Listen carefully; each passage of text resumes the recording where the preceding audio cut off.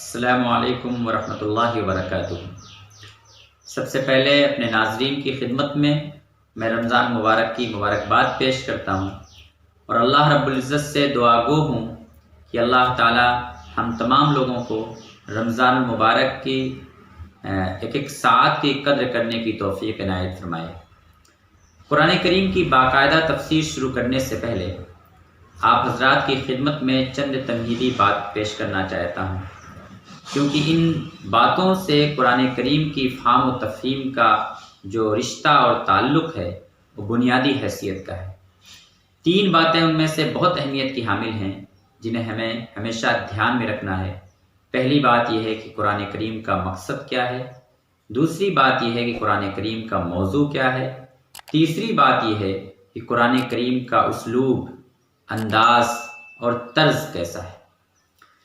تو سب سے پہلی بات پہ میں آتا ہوں کہ قرآن کریم کا مقصد کیا ہے۔ قرآن کریم اللہ رب العزت کی طرف سے بھیجی ہوئی ایک کتاب ہے اور اللہ کا یہ کلام، اس کا مقصد ہدایت ہے۔ اللہ رب العزت نے قرآن کریم میں متعدد مقامات پر یہ بات بہت واضح انداز سے پیش فرما دی ہے کہ اس کا مقصد، بنیادی مقصد کیا ہے۔ ہدی للناس ہدی للمتقین کے الفاظ آئے ہیں کہ یہ کتاب ہدایت ہے، یہ رہنمائی کی کتاب ہے۔ قرآن کریم کو کسی موضوع کی کتاب نہیں کہا جا سکتا، اسے تاریخ کی کتاب، اسے جغرافیہ کی کتاب، اسے سماجیات کی کتاب، اسے سیاسیات کی کتاب، اسے قانون کی کتاب، اسے اور دوسرے عنوانات سے آپ نہیں پیش کر سکتے۔ قرآن کا واقعی جو تعارف ہے، قرآن ایک ہدایت کی کتاب ہے، قرآن خدا کا کلام ہے، اس کا مقصد ہدایت ہے، رہنمائی ہے۔ یہ کوئی بھی علم کا کوئی بھی گوشہ، کوئی بھی نقطہ یا کوئی واقعہ پیش کرتا ہے تو اس واقعے کو پیش کرنے کے بعد فوراً قرآن کریم پلٹتا ہے اپنے موضوع کی طرف اور پھر انسان کو ہدایت کرتا ہے، پھر انسان کو رہنمائی کرتا ہے۔ انسان جب قرآن کریم کے اس مقصد کو دماغ و دل میں بسا کر قرآن کریم کا مطالعہ کرتا ہے یا قرآن کریم کو سمجھنے کی کوشش کرتا ہے تو قرآن کریم اس کی زندگی کو بدل دیتا ہے، کیونکہ قرآن کریم انسانی زندگی کو بدلنے کے لیے ہی آیا ہے۔ قرآن کریم کا مقصد ہی ہدایت ہے۔ قرآن کریم تاریخی باتیں بھی پیش کرتا ہے تو پھر پلٹ کر قرآن کریم کہاں پر آ جاتا ہے؟ ہدایت کی طرف، اللہ سے رشتہ جوڑنے کی طرف آتا ہے۔ قرآن کریم کی ایک سورت میں الف لام میم غلبت الروم فی ادنی الارض وهم من بعد غلبهم سيغلبون في بضع سنين لله الامر من قبل ومن بعد۔ یہاں پہ قرآن کریم ایک واقعے کا ذکر کرتا ہے کہ اہل فارس اور اہل روم میں لڑائی پیش آتی ہے، اس کا ذکر کرتا ہے اور پھر فوراً پلٹ کر آتا ہے ہدایت کی طرف۔ للہ الامر من قبل ومن بعد، اللہ ہی کے لیے تمام معاملات ہیں، پہلے بھی اور بعد میں بھی۔ تو اللہ تعالیٰ کی طرف پھر بندے کو جوڑ دیتا ہے۔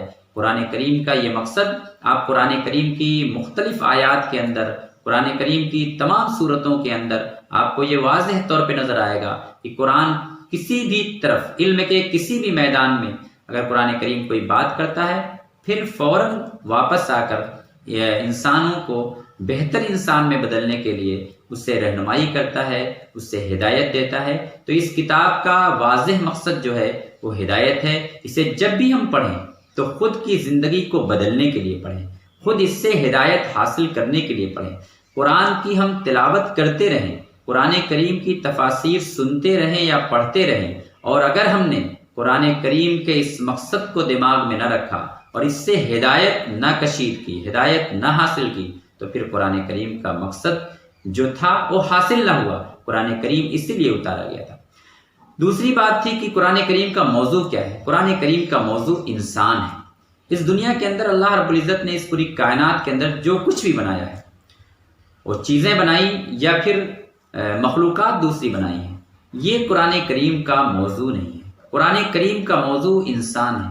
یہ ہمارے لیے بڑی فضیلت کی بات ہے کہ اللہ تعالیٰ کے کلام کا موضوع ہے، لیکن جہاں پر ہمارے لیے یہ فضیلت ہے وہی ہمارے لیے یہ بہت بڑی ذمہ داری کی چیز ہے کہ اس کا موضوع ہم انسان ہیں، اور ہم اس کا موضوع ہونے کے باوجود ہم اس کی طرف رغبت نہیں کرتے۔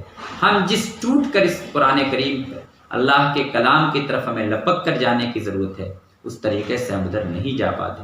تو خدا کا یہ کلام یہ اس کا موضوع خاص انسان ہے، میں ہی اس کا موضوع ہوں، اور میں ہی اسے سمجھنے کے لیے، اسے پڑھنے کے لیے، اسے دل و دماغ میں بیٹھانے کے لیے اور اس پر غور و فکر کرنے کے لیے، اسے انسانوں تک پہنچانے کے لیے کوشش نہ کروں تو یہ عجیب سی بات ہے۔ قرآن کریم کہتا ہے ہدی للناس، یہ پوری انسانیت کے لیے ہدایت کی کتاب ہے۔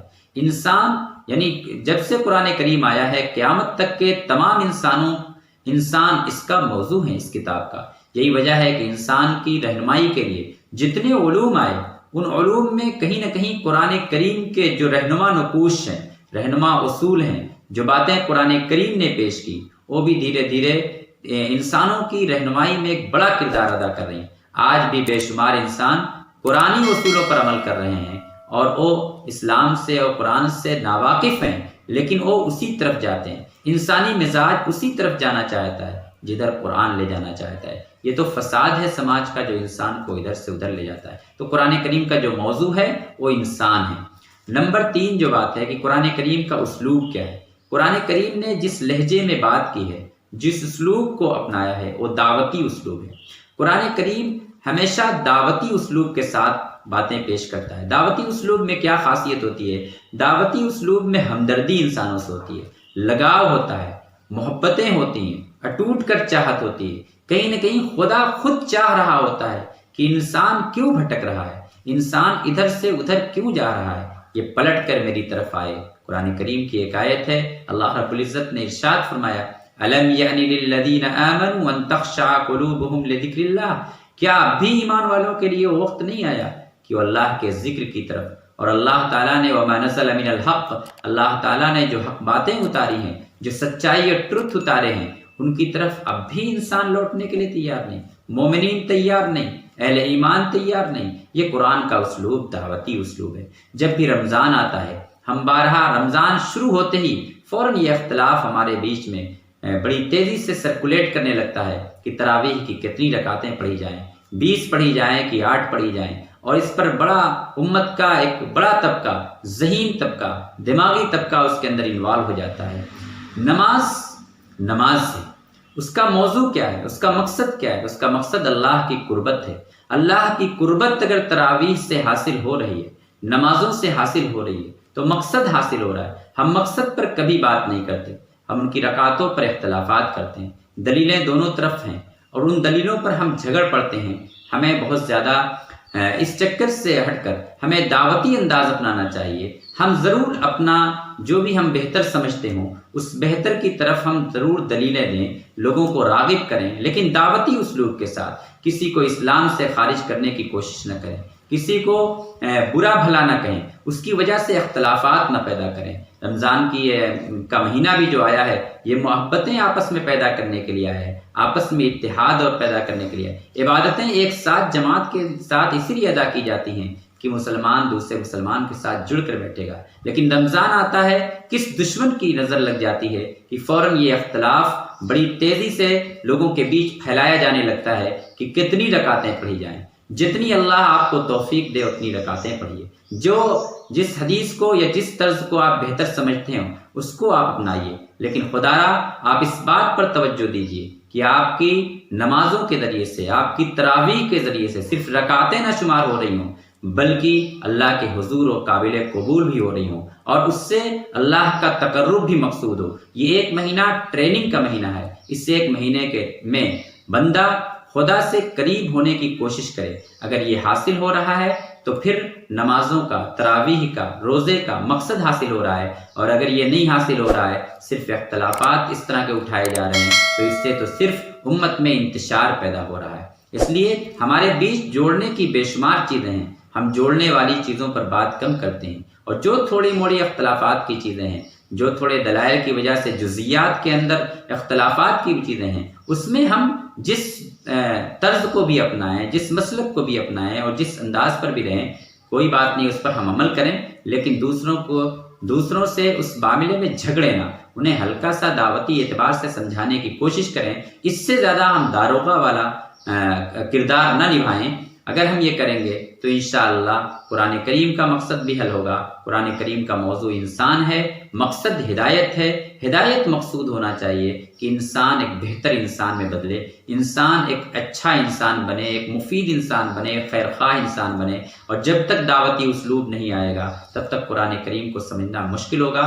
پورا قرآن کریم دعوت کے میدان میں اترا ہے، عملی زندگی کے اندر اترا ہے، عمل کے مختلف میدانوں میں، زندگی کے مختلف میدانوں میں قرآن کریم کی آیات اترتی رہی ہیں۔ یہ کوئی لکھی ہوئی کتاب نہیں ملی تھی، یہ زندگی کے ساتھ چلتی ہے، یہ عمل کے ساتھ چلتی ہے، یہ دعوتی اسلوب کے ساتھ چلتی ہے، اور اس کا مقصد انسانوں کی کامیابی اور انسانوں کی رہنمائی ہے، اور اسے سیدھا اور صحیح ٹریک دکھانا ہے۔